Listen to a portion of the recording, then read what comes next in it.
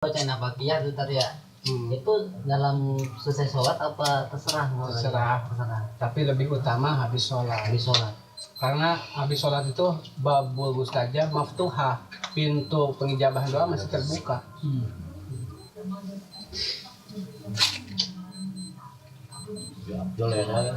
Pada sholat, waktu-waktunya pada sholat. Indah nuzulil mator, ketika hujan turun. Hujan itu kan rahmat sebenarnya. Iya kan. Terus bainal adzan wal iqomah, di antara adzan dan iqomah. Terus bainal khutbatain, di antara dua khutbah. Lagi khutbah Jumat nih, kan biasanya duduk ya kan? Itu doa di situ. Makanya ketika makmum khotib duduk itu isi sama doa di situ. Mustajab.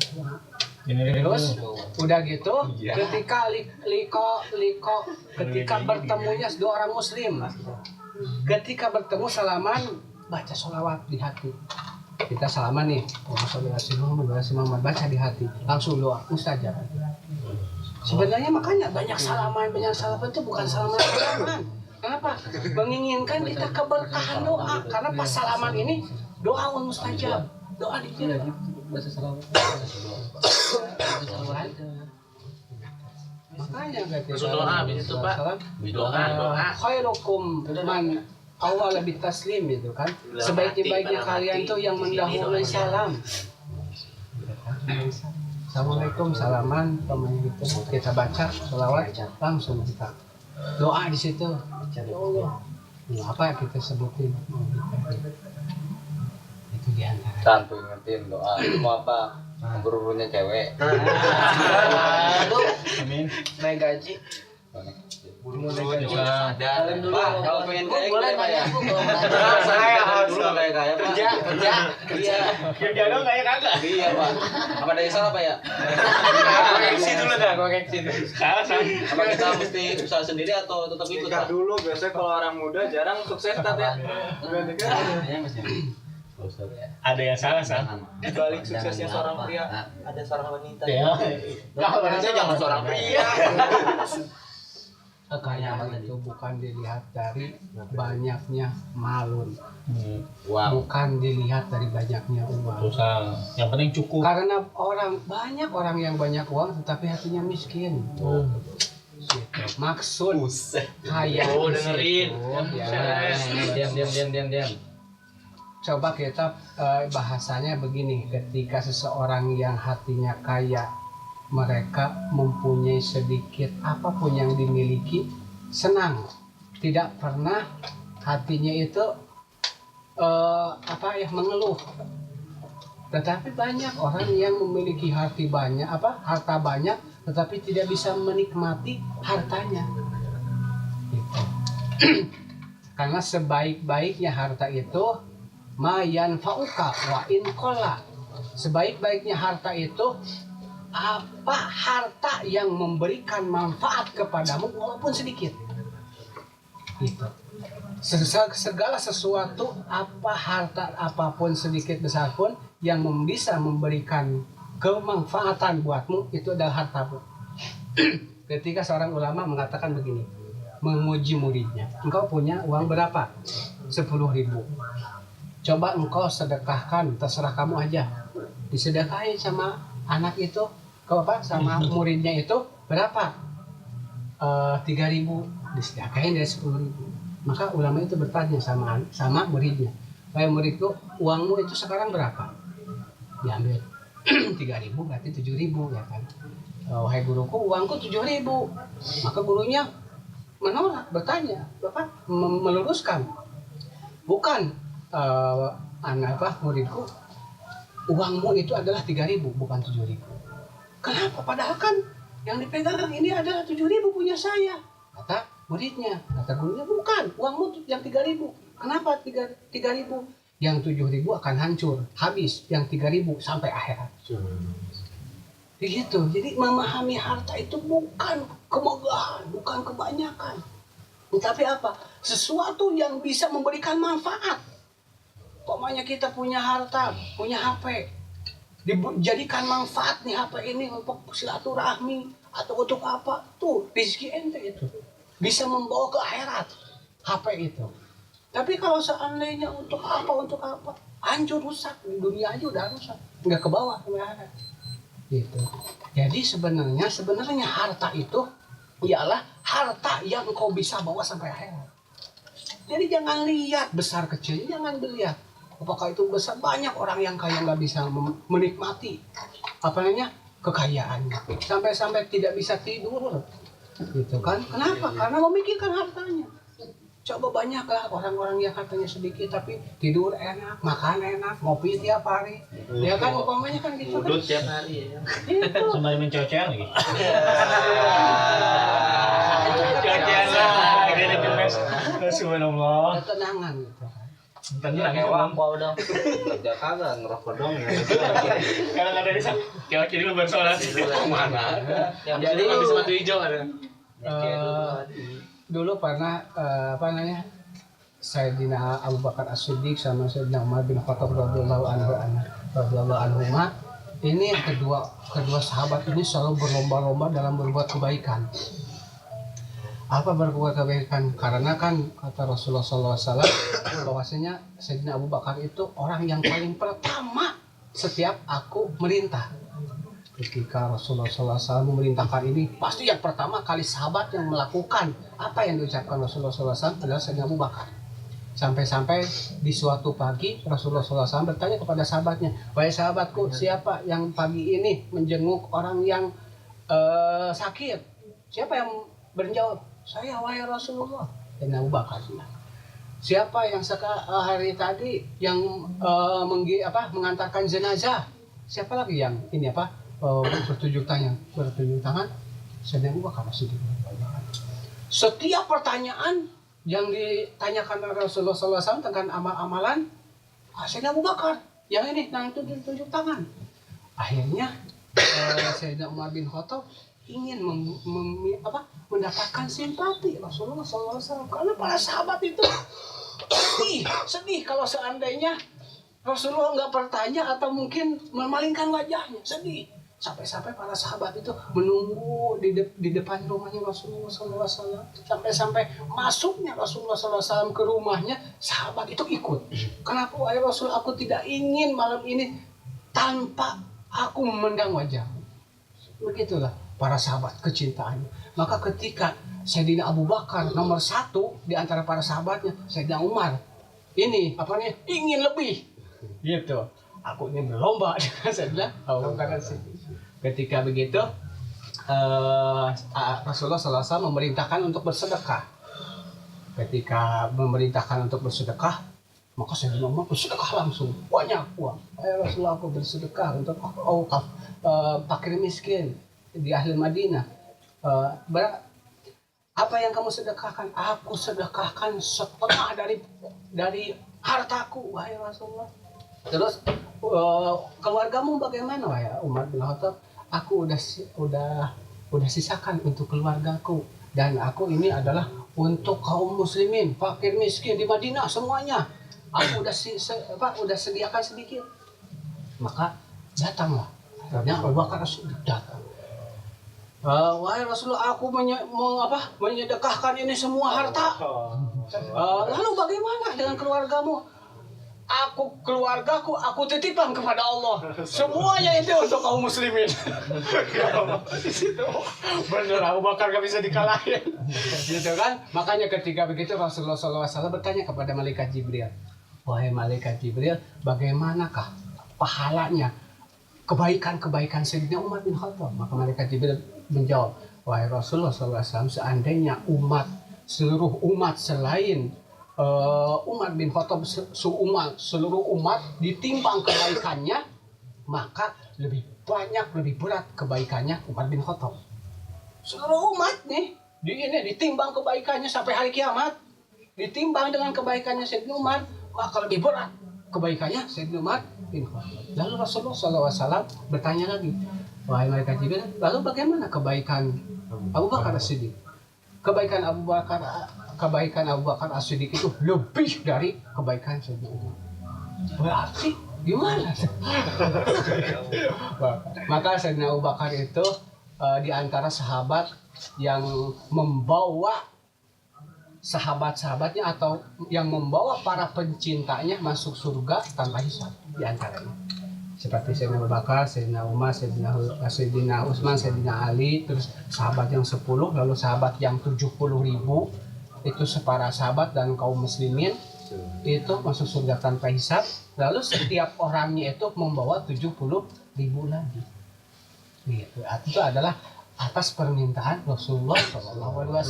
Karena waktu itu dikasih kabar gembira oleh Allah, wahai Muhammad, aku akan memberikan kegembiraan buat umatmu. Apa wahai Allah? Bahwasanya umatmu akan masuk surga tanpa hisab sebanyak 70.000. Maka Rasulullah SAW sedih. Bagaimana dengan yang lain? 70.000 itu sedikit bagi umatku. Oleh Allah tambahkan. Maka Allah memberikan kegembiraan lagi. Dari setiap orang 70.000 itu membawa 70.000 lagi.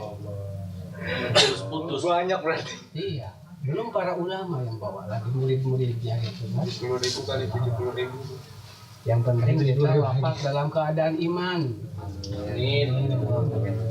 Pernah ada seorang ahlu nar dalam orang-orang yang mungkin ahlu dzunub yang banyak dosanya ketika di neraka dihina oleh orang-orang kafir. Wahai muslimin, wahai muslim, engkau itu sangat sedih sekali kata orang kafir di neraka. Kenapa? Karena engkau itu beriman tapi tetap aja masuk neraka, kata orang kafir. Maka buat apa? Kamu iman, udah aja kan dulu itu kafir aja udah tanggung katanya masuk neraka bareng kan gitu kan. Kata orang kafir. Percakapan ini diketahui oleh Allah Subhanahu wa taala. Maka ketika mendengar percakapan seorang muslim sama orang kafir menghina orang-orang muslim yang ada di neraka. Semua dihina orang-orang muslim. Muslim ente keimanan ente gak ada guna, masuk neraka semua. Islam itu apa? Masuk neraka semua. Allah itu mungkin mengazab kalian, itu gak suka sama kalian. Terdengar omongan-omongan itu. Lalu Allah mewahyukan ke malaikat Jibril. Wahai malaikat Jibril, siapapun yang mempunyai iman di hatinya, walaupun sekecil atom di hatinya, keluarkan dari neraka. Makanya di situ ada syafaat Allah bagi siapapun yang memiliki iman. Makanya di situ. Makanya semua ahlu muslimin, orang yang memiliki tauhid iman diangkat dari Coy syirik ya. syirik. Jadi cuci dulu pas datang. Iya. Bagaimana cuci? Namanya dicuci, namanya dimakan. Ya backlink cuci itu udah putih siksa. Alhamdulillah gitu kan. Ya coba cek, bisa lagi. Entar ada akhir lo. Sempat makan. Ya begitu intinya ketika makanya kita itu mintalah kepada Allah itu rizki halalan thayyiban mubarakan. Gitu ya kan, harta yang halal, baik dan berkah, itu yang paling bagus sebaik-baiknya harta. Karena harta itu halalnya jadi hisab, haramnya jadi adab.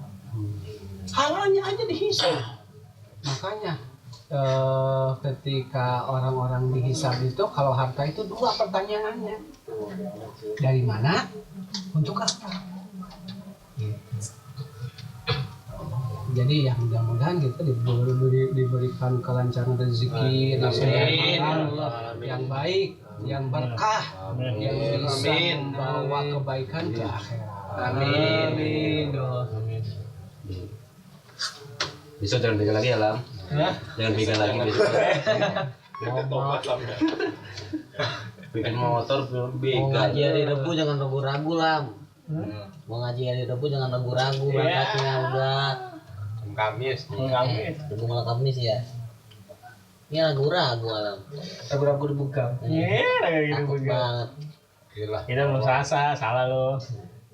Kan Nami takut anaknya kenapa-napa. Anak sayangan lo beda. Anak kos mah beda lah. Sayang motor kali. Basis anak kos sama sayangan beda. Ada juga yang ngomong belum siap katanya belum siap apaan tuh ya. Belum bisa ngaji. Iya, belum siap. Kalau di jalan dibegal jihad. Iya. Berartinya lagi keadaan ini. Iya, Itu mau film berangkat ngaji. Itu mau begal antum. Ya begal dong. Biar jihad. Enggak ditulis juga. Begal dong. Tapi yakin belum balik lo. Iya, gue bawa Archer men. Gue kemarin handphone kosong Archer. Yo. Panggil luar. Segitu kalian Rek. di Naga terkeluar. Bikin stempel ya, Bro. Ya, gue mah yang gak punya Android sabar aja. Beli Pak. Lebih sabar lagi nggak punya cewek. Lebih parah lagi nggak punya cewek. Sabar lagi. Wow lagi tiap lama kan. Aduh, Wapong. Ntar aku di luar banyak. Iya, Wapong. Cowok yang di sana udah dapat. Tadi pojokan banyak dekat pintu palang pintu. Itu karyawan Matiang udah jadi mau aku. Alhamdulillah. Kita udah bisa naik ya. Yo. Telepon mulu. Alhamdulillah. Yang kemarin udah diamalin kan. Udah aneh. Aneh dapet. Tuh dapat ya. Udah diamalin. Dapat apa? Alhamdulillah dapet. Amalan kemarin. Amalan kemarin udah jadi. Ini jadi. Udah jadi. Udah jadi. Bikin apa jadi? Udah diagram pakai batu hijau. Bener diajarin nama lu jadi apa? Dapat dia benteng ya Bapak geng. Batunya digosok terus ya. Habisin dulu batunya sampai Juga dapat tuh. Dari jalu. Amalan cewek. Ngerang-ngerang mana nih ya? Lebih baik bisa. Tiap hari di absen ke tokoannya nih kasih tahu cewek gini. Amalan cewek. Kalau nggak ada pasukan minta pasukan. Pasal tiga.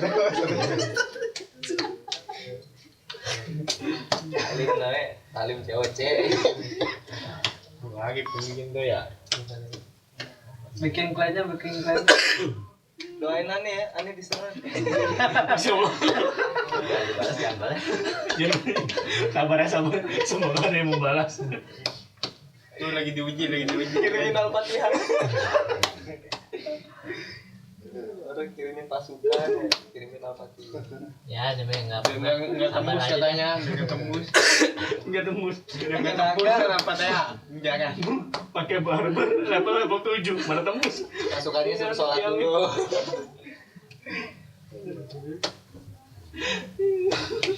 Masuk dulu nih api tanggung ini.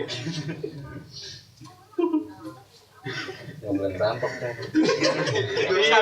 Dosa gitu ngerampok tweet ya. Berarti pasukan enggak ada ngerampok astagfirullah dosa. Adriano, kita sabar aja ya. Ada temennya gua yang nggak punya Android. Si Wakko mah banyak Androidnya. Sana sini. Pinjam. Ntar dihabisin batu hijaunya.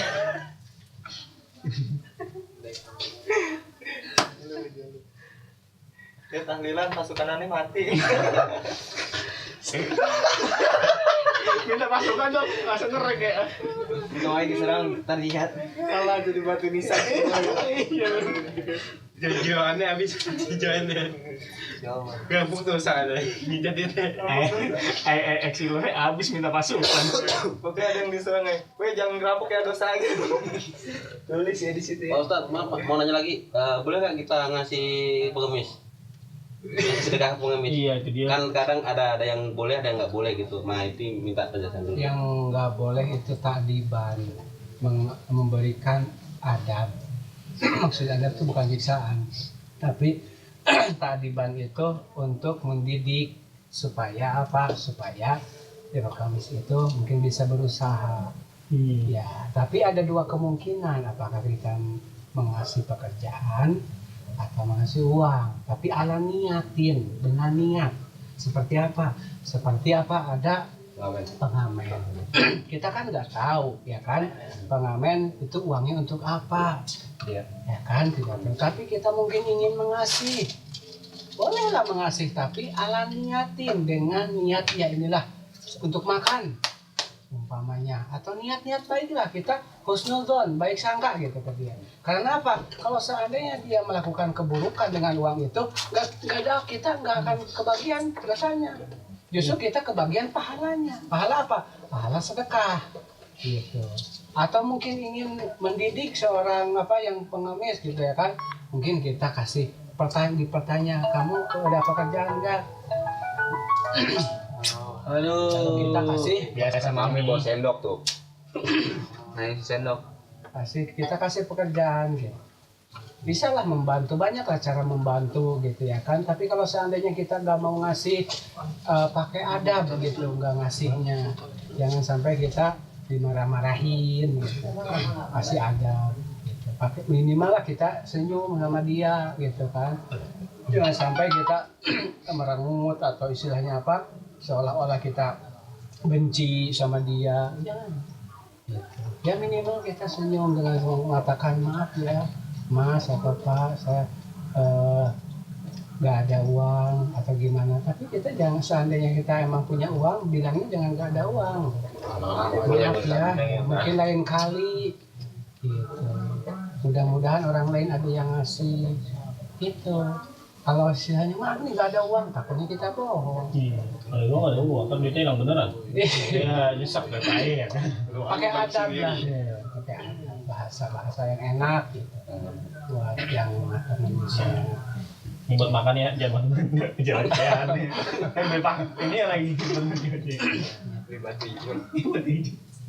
Kalau seandainya Kira-kira mau ayo, ngasih pengemis gitu.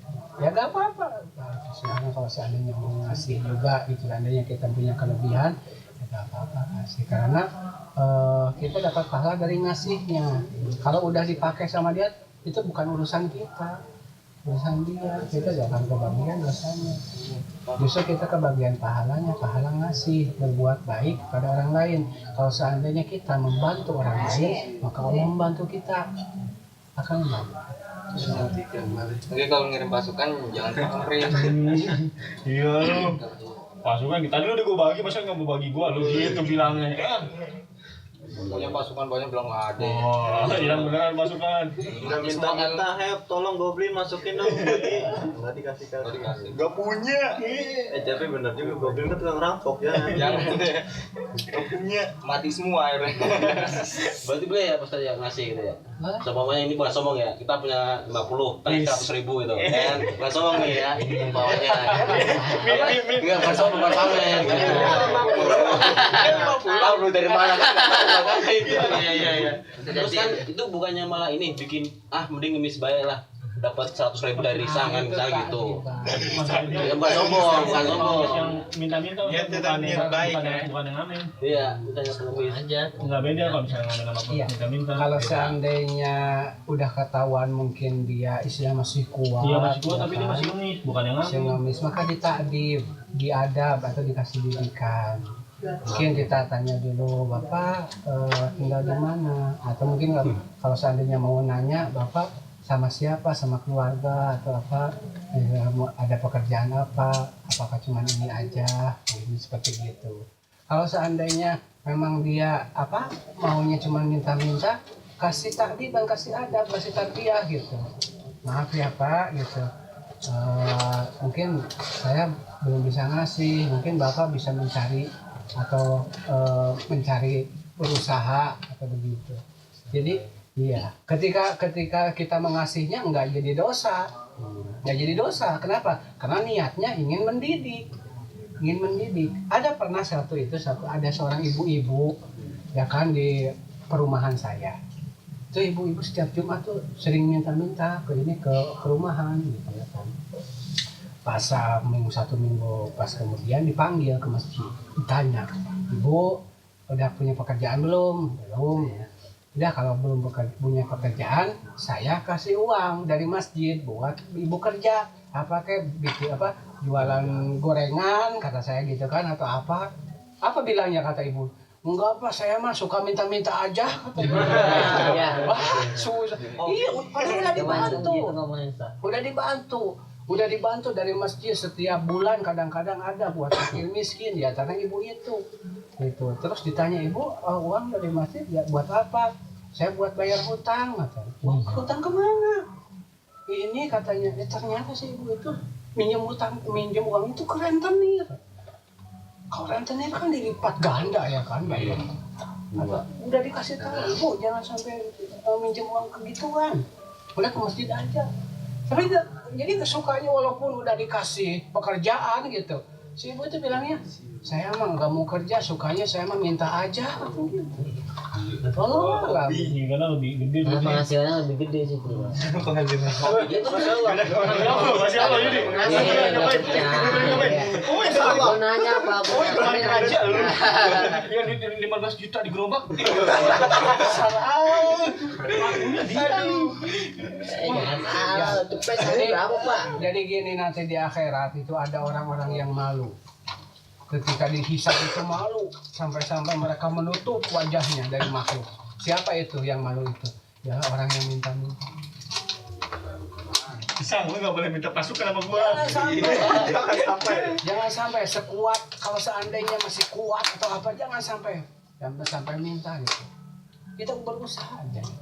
Karena lebih mulia, usaha lebih mulia. Lebih mulia.